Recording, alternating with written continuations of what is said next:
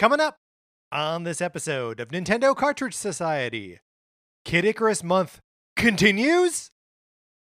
It's dangerous to go alone, so the Nintendo Cartridge Society goes with you.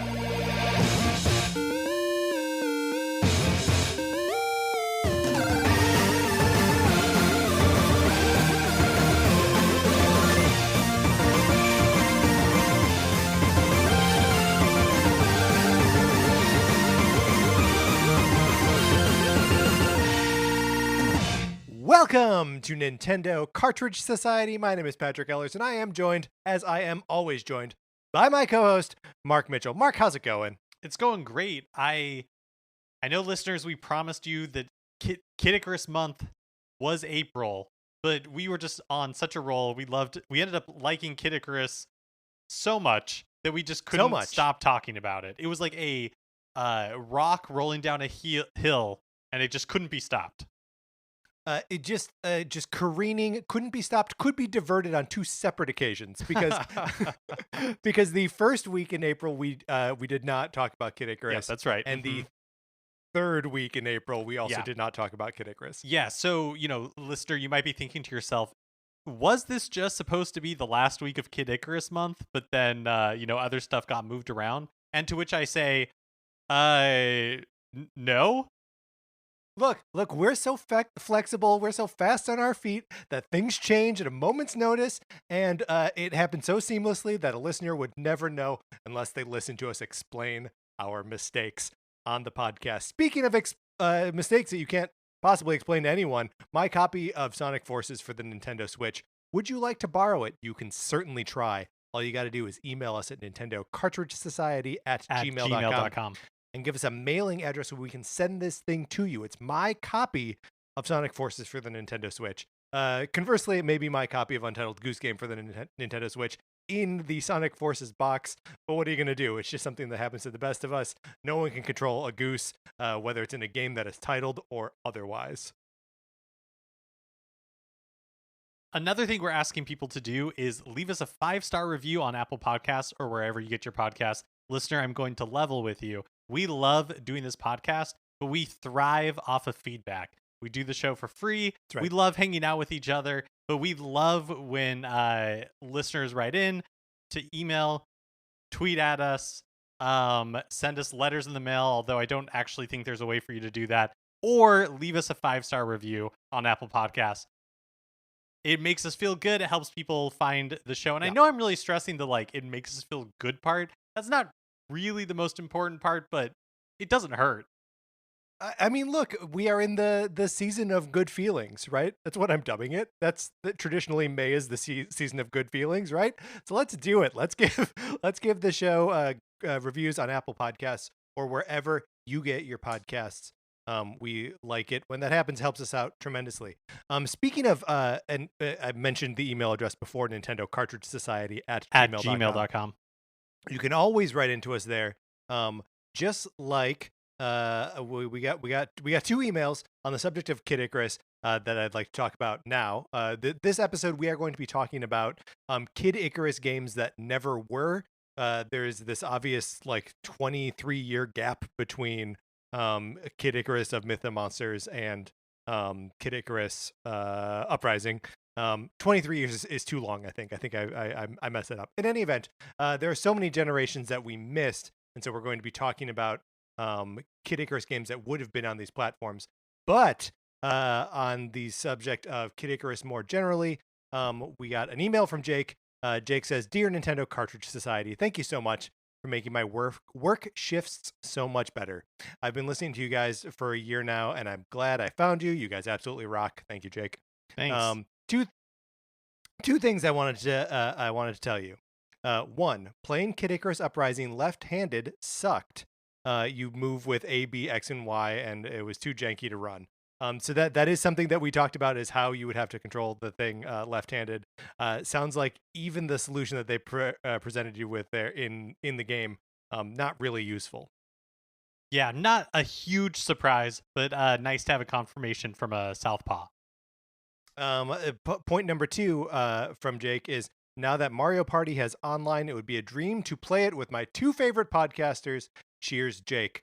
Mark, this is a great idea. I think we should be doing Super Mario Party nights. We can like get together and just like invite people to play with us. Look, we'll put something on the schedule for sure.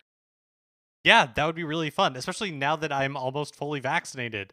We can Yeah. actually make this happen because the way the online works is a little bit strange in that you can only have 2 Switches total connected. Mm. So we would have to be together in order to make this happen, but that is now possible to do responsibly. Oh So my God, we're so close to that. Mark, you're gonna come over to my house. It's gonna be great.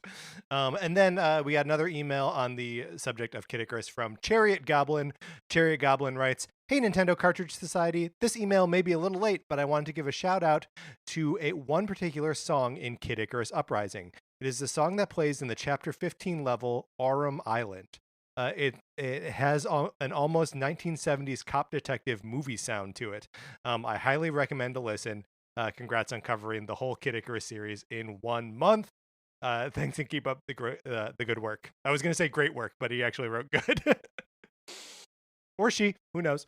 Um, but yeah, the we talked about it maybe only a little bit on the episode itself about Kid Icarus Uprising, but the whole soundtrack, like from soup to nuts, just slaps. Like, it goes to some really interesting like genre places.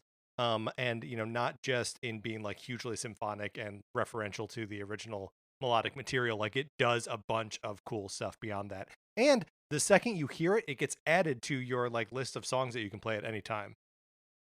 yeah, it's another aspect of the game that feels very Super Smash Brothers to Yep. me, where like the arrangements are always interesting, even though like I don't, like love every single arrangement. In general, you're like, yeah, that soundtrack is amazing because it goes so many different places. Yeah, absolutely. And man, there were a couple times where I was going back into levels to like replay them, try to get like a better time or fulfill some kind of like little requirement.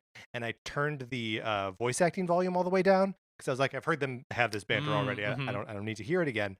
And just getting like the music like front and center is so nice because you're like, oh yeah, there's the beautiful arrangements, really awesome music happening here. It's the kind of thing that I always wish you could do in Mario Kart 8 Deluxe. Yes.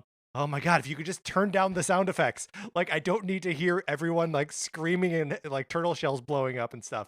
I don't need it. Let me hear the ripping songs. Especially, yeah, the music in that game is so good too. We talk a lot about how Mario Kart 8 Deluxe is kind of like the perfect Mario Kart Yeah. game. But if you want Nintendo, if you want to make one addition for Mario Kart Yes. 9, allowing us to like turn down the sound effects and so we can focus on the music, that would be a huge addition. Oh my God, it'd be so good. Okay, thank you so much, everyone, for writing into us.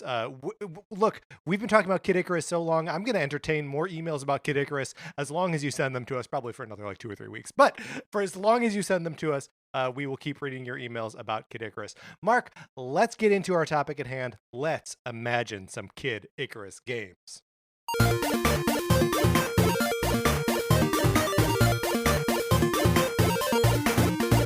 Now, the assignment here is strange, right? And I'm not even totally sure.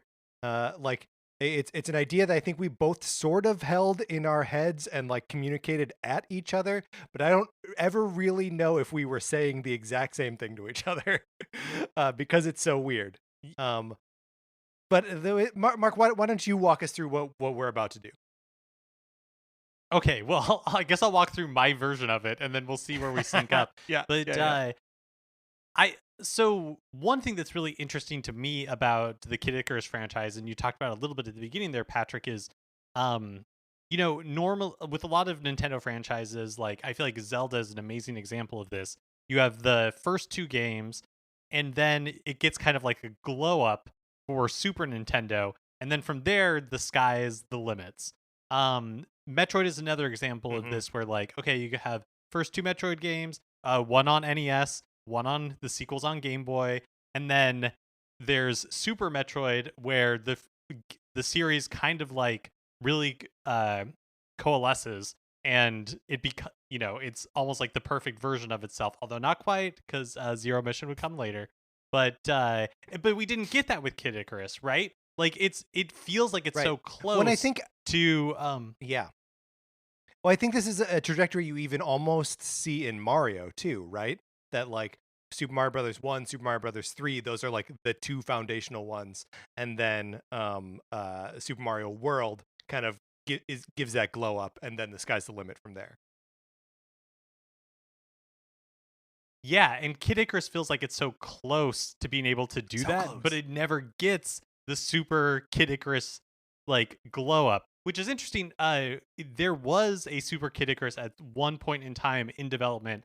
I don't really know anything about it other than it was like mentioned in Nintendo Power, which makes sense. It makes sense that they would take a stab at it, but it's interesting that it never came to be. And so it kind of left us with the question of, okay, well, let's say in an alternate reality, Nintendo did follow that trajectory and we got a Kid Icarus on Super Nintendo, we got a Nintendo 64 entry, a GameCube entry, a Wii entry. Like, what would those games look like? Because you have the beginning and then you have kind of the end or an unend point Yeah. with Uprising. And so now, like, how did you get there? Yeah, and so like there's an element of like filling in the evolutionary chain here, but also it's something that kind of arose for me was sort of just identifying what qualities Super Nintendo games have, Nintendo 64 games, and trying to like reverse engineer then what this specific franchise would have looked like. You know, it goes beyond like this one's in 3D, this one's 16-bit, like all of that stuff that's like table stakes. But what Nintendo was actually like into, what they were trying to do, where they were experimenting, where they were, keep playing it safe. So that's those are the things that I had in the front of my mind was trying to distill what happened to the major franchises on each of these platforms and then translating that to Kid Icarus. Yeah, totally. And for some platforms, it's easier than others. You know, this was an exercise that in the beginning I found it challenging, but once I found my way in, like the Yeah. ideas were easy to come by. So yeah, I'm really excited to compare notes and kind of see where we netted out on this kind of stuff. Okay. So, I think we should probably go in timeline order, right? And address our Super Kid Icarus games first. Cool. Sounds good. Do you want to go ahead? Uh, Sure, I'll go first. So just like Mark was saying, I think what's it like crucial to the Super Nintendo entry in a game is that it does not reinvent the wheel. It mostly polishes everything and presents it in as many like fun and like solid ways as possible. So Super Kid Icarus for me is not going to be like a radical reinvention. Like things aren't really changing so much as they are just maturing. However, I am also going to take a page from the book of A Link to the Past and set this story in the past. So this Mm. is a prequel game for, and I'm just calling it Super Kid Icarus. I'm sorry, I didn't come up with anything more clever than that.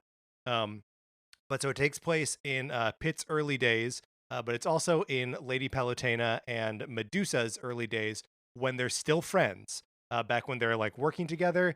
And Medusa has not yet been turned into a monster by Palutena. Just for a little reminder from the instruction manual of the original Kid Icarus, Medusa is a monster because Lady Palutena turned her into a monster.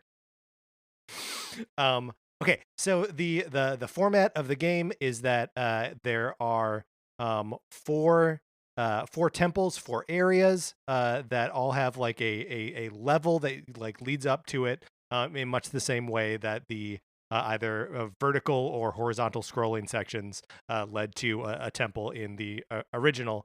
But they represent the four cardinal directions: north, south, west. And Palutena is in charge of two of them, and Medusa is in charge of two of them. They all get overrun by monsters, and you can figure out which order you want to approach those temples, in whatever way you want. And the lead up to each of the temples is a normal, like sort of side-scrolling level that you like combat your way through.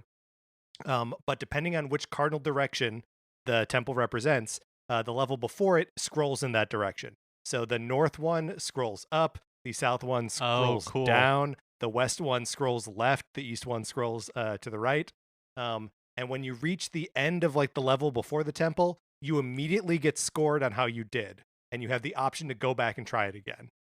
So like it'll show you, and this I'm sort of taking from like Donkey Kong Country and Yoshi's Island, like the immediate feedback of like, here's how complete a job you did. Um, and then you use that, you use, the hearts that you earn in each of those levels to buy the things you need to buy in the dungeons to progress. And for this, I'm kind of adding a little bit of Super Metroid in here, where there are not only weapons for you to buy, but also like items that help you like traverse around in the other the other temples. And then where I go back to stealing from Link to the Past again, after you do those 4 dungeons in, there are 2 of them that are Medusa mode and 2 of them that are Palutena mode. Then Medusa and Palutena get their powers ripped away, and you have the power to go between light and dark, Medusa and Palutena. Cool. And so you have to retraverse those 4 levels, which end in different temples. But you can switch between like light and dark versions of each of those temples as you go through them. And for those like revisits of each of those levels with the new temples at the end, you have to fight monstrous versions of the bosses that you faced before. And because this is like a monstrous chaos force, I'm thinking it'd be like the god chaos, that then at the end of the game you imprison, and ends up being the magic that Palutena will end up using to turn Medusa into a monster in the original game. I love that.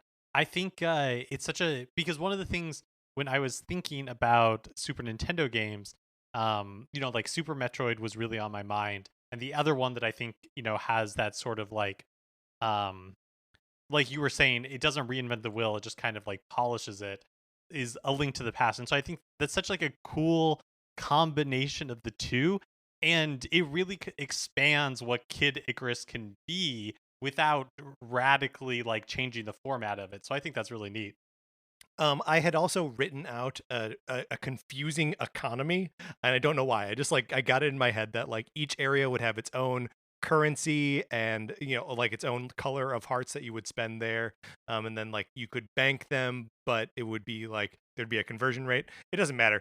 I got way into the weeds, but mostly because like I got excited about the idea of the game being just very clear with you about like what you need to accomplish in order to get the next thing. Something that I feel like is lacking so much in the first 2 Kid Icarus games. Just like the game really holding your hand and being like, okay, is this, you earned 400 hearts through here, that's going to be enough so you can buy this, this, and this in the temple, but not for this. Do you want to take another crack at it? I feel like would be so helpful. Yeah, absolutely. So yeah, that's a really cool way to approach the Super Nintendo game. I kind of took a different tack for it. So when I was thinking about like Kid Icarus on the Super Nintendo, I was like, okay, could this support a Metroid or Super Metroid-esque, expansion of it? And for me, I didn't know that it totally could. So the tack I took was more like Kirby Superstar. Okay. So you still have the main campaign, which is essentially like a Super Nintendo remake of the first game. So with like better sprites, you got like mode 7 stuff going on in the background, like all of that. So the presentation is improved, but the gameplay itself is fairly much the same. And that is like the main story element of it. Yeah. But what you have all around it are a bunch of like mini games that exist with in the package, but that just kind of like supplement the main game. So you have like a skeet shooting type thing where Pit, is like using his bow and arrow to shoot at targets. You have an eggplant cooking challenge against an eggplant wizard. You have like a challenge where you are arm wrestling the bosses from the game, and of course, because it's Kirby-esque, there's a home run derby. Because there's no reason they can't play baseball on Angel Land. That's so good. And one of the areas of the Super Nintendo library where, and even just like the Nintendo library where I'm not super plugged in. I love that. I love that it being like the Kirby Superstar style game that 8 games in one. Yeah, exactly. I'd love to figure out a way to do like multiplayer in some of this. Yeah. Like I think some of Kid Icarus could be interesting in multiplayer, doing like almost like Ice Climbers, like co-op platforming. Well, and oh man, that's so interesting because like there are by the time we get to Uprising, there are these other characters that we get introduced to, right? There's is it Pyrrhus, the sun god that like is flying around in one of the missions. There's the dude with the sword that you end up controlling for a little bit. Magnus. Yeah, Magnus. And then there's also like Dark Pit. Like these are characters that we could be seeding in this as other playable characters for your Kirby style game. Yeah, I mean, very true. I think that's a great segue for me into the Nintendo 64. So Very if interesting. Very I interesting. can go ahead. Yes. Um, to me, Kid Icarus 64 follows a very like Donkey Kong Country trajectory where Kid Icarus 64 becomes a collectathon platformer in the style of like what we think of like Banjo Kazooie or Donkey Kong 64. And like you were saying, Patrick, this entry includes new playable Kid Icarus characters that may Very or may cool. not ever be seen again. So, in Donkey Kong 64, the different Kongs are collecting different colors of bananas. And I thought in this game, the characters could collect, like, they had different collectibles. And so here's my pitch for some of them. Yeah. Pit, I think his collectible would be hearts. I think you have Pit Tunia, who is female Pit. And Very good. I'm imagining Pit kind of like Candy Kong, but just like, like a shocking blonde wig on Pit, and that is essentially Petunia. And so her collectible are kisses. Next you have Stinky Icarus, Yeah. who's Good. like a stinky Pit. His collectible are onions. You have Dump Truck Icarus, who's been doing a lot of squats. Dumbbells are his collectible. And then you have Courtney the Koala. And this is a random koala. Like there are random characters in Diddy Kong Racing where you're like, we just have animals now. And so Courtney the Koala would have a collectible of eucalyptus leaves. And all of these would exist, like same sort of thing where it's in Angel Land. You're trying to defeat Medusa, but you have to collect a certain amount of each collectible in order to open doors, in order to get to the bosses, and that eventually, this is all taking place in Angel Land still. And still with like Medusa as your main antagonist. I think so. I think so. Yeah, that makes sense. I love introducing more characters to the canon like this, and I assume that it's like a 3D action platformer, basically. Yeah, totally. Yeah. Like I was definitely thinking Donkey Kong 64, Totally. Banjo Kazooie, like that sort of thing. And and like Donkey Kong 64, sure, like maybe Stinky Icarus isn't necessarily heard from again, but is still a proud member of the canon. That's great. I love that. I went. Mine is much more. My take on it is much more like Mario 64 based. Where instead of there being a castle acting like Peach's castle acting as a hub world, a mysterious stranger comes to town, comes to Angel Land, and he arrives via train. And everyone's like, "Did we have train tracks?" Like, no, it's they can even acknowledge the weirdness. And the train car opens up, and it's a traveling museum. And so Pit visits this museum, and it's curated by like an absolute weirdo, right? Brand new character, someone who is very like fawful-y, or just someone weird, right? And in the museum are all of these pieces of art and sculpture that represent different like battles and like points of interest all across various mythologies. And this is when the weirdo who runs the museum is like, "Pit, you're trapped in here now." And the only way for Pit to get out is to challenge his champions or whatever. And so Pit can use all of these works of art to travel to the various battles. So Ah. there's also like it's like Mario 64, but there's also like a time travel component in that he's actually traveling to these places. And what he's doing as he like tries to clear these areas is he is earning sand. He's earning magical time sand that he brings back to the museum, and the sand represents like a literal amount of time that you get to fight each of the champions.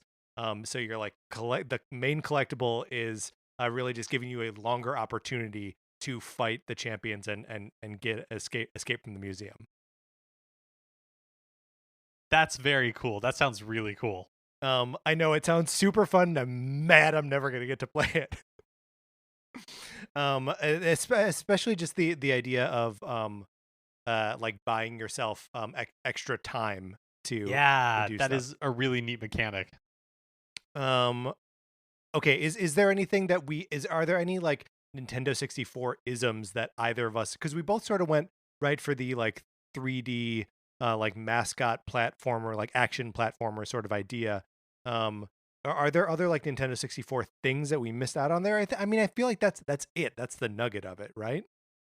Yeah, I mean, I feel like it's going beyond it's like platformer or its base game. I feel like the Nintendo 64 was really when, we might have gotten a Kid Icarus cart or like Totally. like a Kirby Air Riders-esque spin-off for Kid Icarus. Yeah, that's true. That is when we could have gotten something weird.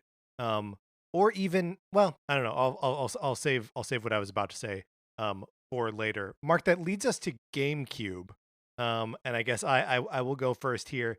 But first, just a couple of things I wanted to say about GameCube games in general. I feel like this is where Nintendo started to get like loosey goosey, or just like, I don't know if people were getting bored or what, but it's where they were like, you know how our games are moving along this like very clear trajectory? Let's do something else. Let's be weirder. Let's put characters in places they aren't normally. Let's launch the thing with a Luigi game, right? Like, who knows what's going on inside Nintendo during the GameCube era? It's crazy. Yeah, what I thought about is like, okay, I feel like the GameCube, um, and you had the Game Boy Advance happening at the same time, and I Mhm. think Nintendo was very deliberate, and I think the games industry and like the culture at the time were really deliberate about this too. Where like I don't know the 2D games Yeah, really would have done very well on GameCube. And Nintendo very clearly seemed to be like, okay, those sorts of games exist on the Game Boy Advance. They exist on the handheld. And 3D games is like those exist on the GameCube. totally. And so like franchises that I think just like Donkey Kong Country Returns on the Wii, there's no reason really that you could not have had a Donkey Kong Country Returns on GameCube, except that that felt like not something that Nintendo was going to do. And so I really struggled with Kid Icarus here, and so I'm really interested to hear what you ended up doing. Okay, so and then another thing, just to about Nintendo franchises, specifically on the GameCube, water's everywhere. Wind Waker, Sunshine, stuff's wet. Like that's just all there is to it. They can do it so well. The GameCube was so good at making water look nice. They really it did. It looked nice. Like the and also like the ghosts in Luigi's Mansion, like wherever there were like semi-translucent textures, like the GameCube just looked great. So my Kid Icarus game is Kid Icarus Storms of Olympus, which finds Pit Ooh. working for both Zeus and Poseidon together. We don't know why. We don't know what happened to Palutena and Medusa. We can't even really pinpoint where this would be in Pit's timeline, right? We're just like, okay, he's working for these two guys now. And both Zeus and Poseidon have, sorry for the story setup here, but it's important. They both have like sort of separate things that they want to accomplish on Earth, but they're for all of the things that they're doing together, they've employed Pit to do that. And so your missions, then they send you on missions that are like selected from like a map or like a menu, right? It's very much in the same way as Kid Icarus Uprising, where like there's no like connective tissue between the missions. It's just like, here's the next one, here's the next one, here's the next one. Mm-hmm. And also like Uprising, these are sort of like broken up into like two different like phases. And not every mission will be all one, or not all missions will have both, and some will go back and forth. But the two main modes are Pit on foot, running as fast as he can across the water, because that's all his wings can do, is like keep him above water as he's running. And those are like on rails, sort of almost like Sonic Adventure sort of like sections where you're just like going as fast as you can. And so you have to like jump and like slash at sea monsters and stuff like that, until you either get onto like an island or a boat where you just got to beat people up, and it becomes like a brawler in those portions. So sometimes you'll be run into an island, beat everyone up, run to another island, beat everyone up, and then get like beamed away. Sometimes it'll just be running. Sometimes it'll be just you're plopped into a battle arena. And all this time, again, like you don't really know why you're in the servitude of these two gods. And then at one point they're like, okay, we want to assign you more missions, but we can't see all of the sea below us. We need more lenses from the temple of. Hold on, wait, I wrote it down. The temple of Argus, which is a temple that you have to explore on Mount Olympus. And this is a dungeon that you'll be revisiting over and over again to find lenses. And when you collect enough lenses, that allows them to see more areas and assign you more missions. And every time you go down there, you're using the abilities that they give you in the missions to get deeper and deeper into the temple. But this is when you discover that they are keeping the giant Argus like down in the very bowels of the temple, and you start to like, wait a minute, I'm working for like some messed up dudes who are taking advantage of. And Argus, just for the mythology, is a giant who is covered in eyes. So that's why he would like have these lenses. Whatever, I don't know. And so you get to know this giant who is like down there, and you're like, it's okay, I'm gonna get all these powers so I can be powerful enough to like come down and rescue you.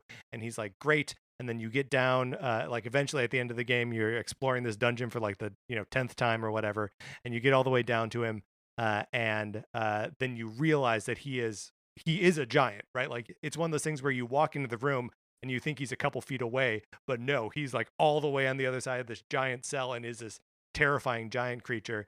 And then you like you had to fight him, and then you escape from the dungeon, and he breaks out, and then Poseidon and Zeus are like mad at you, and they strip you of your powers, and cast you away from Mount Olympus forever.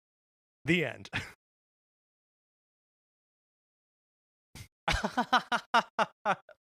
Wow. I mean, that definitely sets it up for the sequel, but that sounds epic.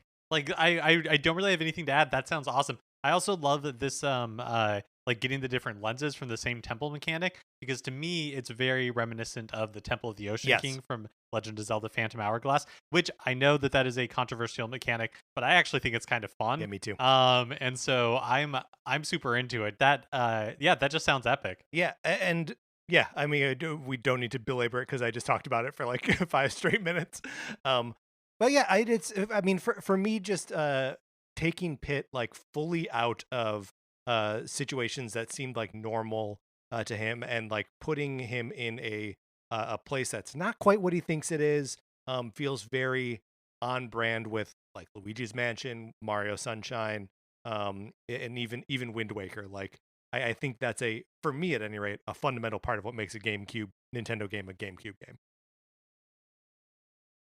Yeah, that's really interesting. For me, for my entry, I really focused on kind of the GameCube controller, taking inspiration from Metroid Prime, how that, kind of reinvented Metroid, but it's designed in such a way that like it plays very specific to the GameCube controller. And so, I don't think that Kid Icarus is needs kind of like a Metroid Prime-esque reinvention, but it was that idea of like, okay, focusing on the controller and what kind of, it was actually another Metroid game, Samus Returns for the 3DS, that I was like, I feel like that on the GameCube would make a good Kid Icarus game, because the part that I'm thinking is like using uh if this Kid Icarus would be like well served by like a combat heavy, slower paced 2D exploration platformer where you're really focusing on like the fortress part Yeah. of it. And so like it is one big Cool. fortress with different areas that you are like exploring. So much more of like a We both went Big Metroidvania, Fortress. I love really it. leaning yeah, really leaning into that. Um, and thinking about like the controller, I thought about Samus Returns and how that game is really like there's a lot of like stop, use the circle pad to like aim Samus's weapon, and you have like Yeah. 360 degrees control. And on the GameCube controller, you could really use the C stick to aim Pit's bow in a very similar way as like, so you would still have full freedom of movement using the regular analog stick, and then you could independently control his bow using the C stick. And yeah, in doing that, you're like exploring a series of interconnected fortresses. And so that's what I would do for the GameCube That's entry. really cool. So it is a side scroller. Yeah. So and so in that way, it's like don't think that Nintendo would have actually pursued Mm-hmm. something like this, but I think it would have been a really good fit for the Totally. GameCube. I mean, and also like maybe a really good fit, although I guess there is no the controller isn't there, but I was gonna say a good fit for the DS. Not that we're doing DS versions, but Mm-hmm. um yeah, so scrap that, it doesn't work at all. But yeah. No, but you totally could, because you could use the theoretically, right? You could use like the Mm. D-pad for control in the 2D environment, and then you could use the touch. I mean, kind of what Kid Icarus Uprising does. You could use the stylus to control where Pit Right, is and aiming. then just make that put that in a 2D environment instead of a 3D one. Yeah, exactly, That's cool. exactly. That's cool. I like that. I can get down with that. What do you have um like a specific like setting? I mean, I know like one big fortress. Is it again like you're in Angel Land and like Medusa's the bad guy, or do we start like mixing it up here, or Yeah, I didn't really like nail down who the sure, plot or sure, anything like that, but I but I definitely think it would be fun to like start dabbling in other stuff, and you would want it to be so like diverse in similar to like a good Metroid game where each right? section you go to feels like a completely Yeah, different that's cool. environment. I mean, maybe that would even be a good time to just like to set the whole game in the underworld, and like this is where we start like introducing Hades as he appears in Uprising, Mm-hmm. and like just make him the antagonist. That'd be cool. Yeah, totally. So that moves us on to Wii, and this is another one where you're like, well, what does a Wii game Yeah. consist of? Especially because it could be so many different things. But to me, the main focus was motion controls. How do you integrate motion controls into a Kid Icarus game? And so I settled on Pit's pilot training, which Nintendo would develop after the success of Link's crossbow training, which, lest we forget, is the fifth best-selling Zelda game of all time in That's the right. United States. And so Nintendo's like, it was so good, we can do it twice. And they're using that formula for Kid Icarus. This is a Kid Icarus game that is in a first-person perspective. Pit is preparing the armies of Angel Land to rally against, some angry gods. And the way I'm thinking about it is it's similar to the air segments in Kid Icarus Yeah. Uprising. So very like theme park ride, very fast paced, but then your goal is basically just controlling the cursor while everything else is taken care of for you. So well, the flight path is taken care of for you. Are you still controlling like Pit's relative position on the screen, like with the nunchuck? No, because Oh, because it's fair in enough. first Yeah. person, like you don't really have to. You're Gotcha. really just Gotcha. focused on like the reticle. Yeah. Smart. And I like the idea that you would be training the armies of Angel Land. Do you have the Centurions in there? Is he training Centurions too? Ooh, that's fun because we haven't really talked about like what you do with the Centurions. They're so tough. Um, They're so worthless. yeah. But yeah, this would be a good place for him. Why not? That was actually one of the things I really liked about Kid Icarus Uprising is there's a moment where you're on a platform that's being carried by Centurions, and they're just like big dumb idiots, and like they're dying as they're carrying this platform, and Pitt's like, I don't know what to tell you, they're crap. I don't, they're bad, they're bad warriors. I don't know what to tell you. Okay, so my Kid Icarus for the Wii is pretty similar in gameplay to what you were describing. I'm thinking of it mostly as a Star Fox like game, where Mm-hmm. the actual path is laid out for you, but you do control the relative position of Pit using the thumbstick on the nunchuck, and then just pointer controls for where you're shooting, and one the A button, or I guess maybe like the B button, the trigger button would be like his regular attack, and A being like a different. So it's just there's a little bit more variety in there than there was in the flight sections of Uprising. uh but so the other there I this is the motion controls are obviously like a big part of this, but the other part, and I think it's something that we have to wrestle with when it comes to the Wii, is that Nintendo franchises, the like old standby Nintendo franchises, went through a little bit of like a further identity crisis, or like almost a desire to establish themselves as like real or legit or mature among the all the various like Wii games, right? Among like Wii Fit and like anything that had Mii's in it, right? So like you look at Twilight Princess, and it is a like mature dark take on Link. You look at Metroid Prime 3 and Metroid Other M, and there's like a real like intentional move to explore like the darkness of these characters, or the psychology, or like take something real about the characters and try to like present that on the screen. Is Nintendo successful always in this endeavor? No.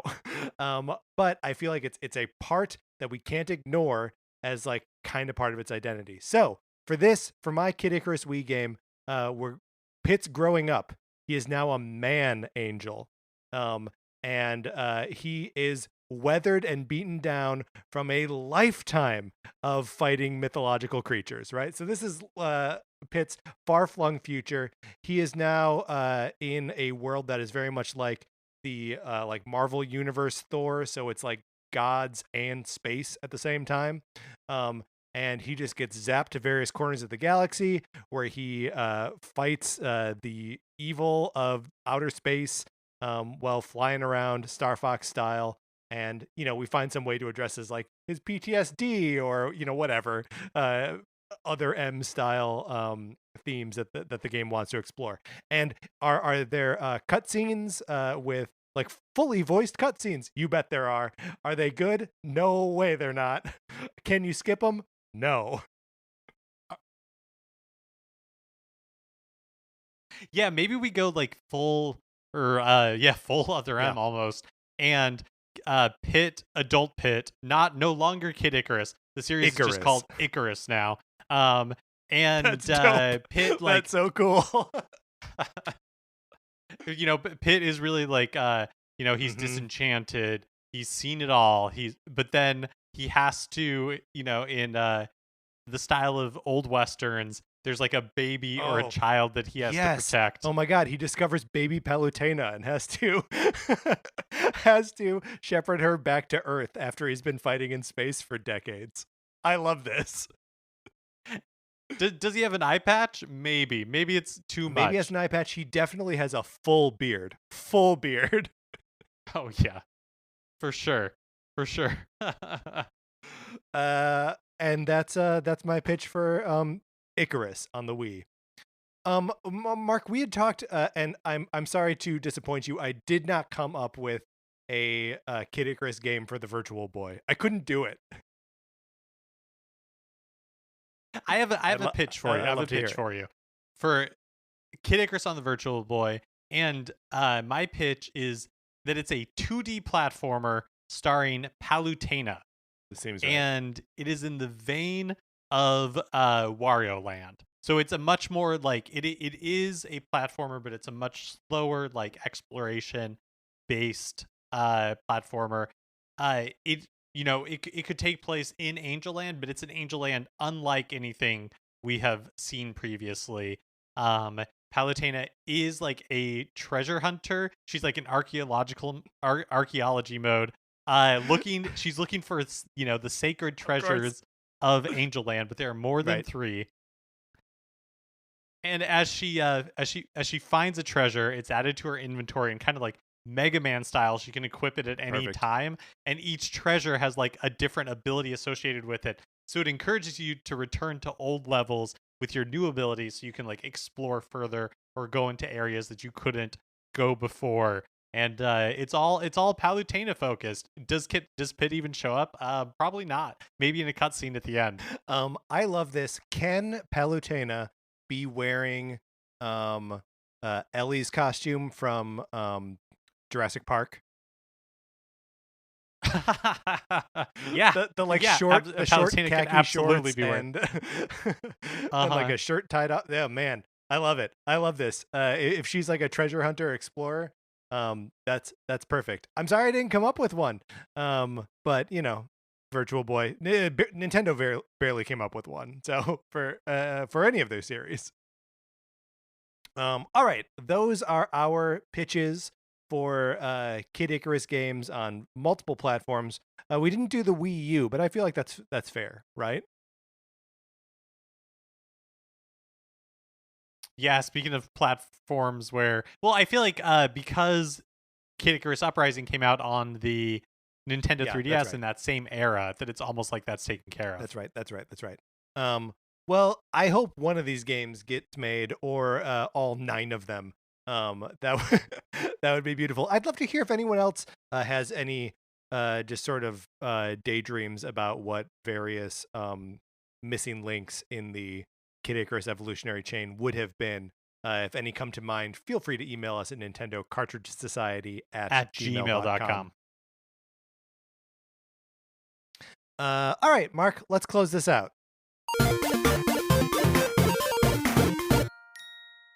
All right, that is going to do it for this episode of Nintendo Cartridge Society. Remember, please rate, review, and follow us on Apple Podcasts. For real, thank you everyone who is going and reviewing. We appreciate it. If you like the episode, you could also share it on Facebook or Twitter, or wherever you share stuff. Doesn't really matter. Every new set of eyes and ears on the show is much appreciated. You can follow us on Twitter. I'm at Patrick_Ellers. Mark is at MKE Mitchell, and the show is at Nin Cart Society. We also have a Facebook page, which is just Nintendo Cartridge Society. Olivia Duncan made our logo. Our theme music is provided by 8-Bit Betty. You can get more of his music by going to 8bitbetty.com or by listening right now. For my co-host, Mark Mitchell, this is Patrick Ellers saying Icarus also only one wing. So it's like the eye patch and it's a beard and just one wing. Thanks for listening.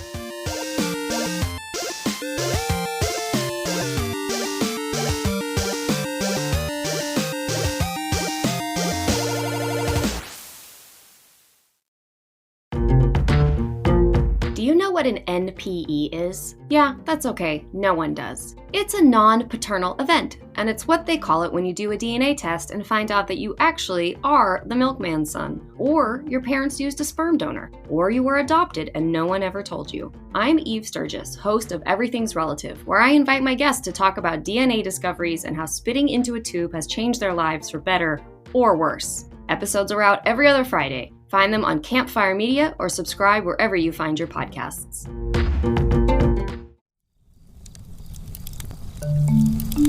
Campfire.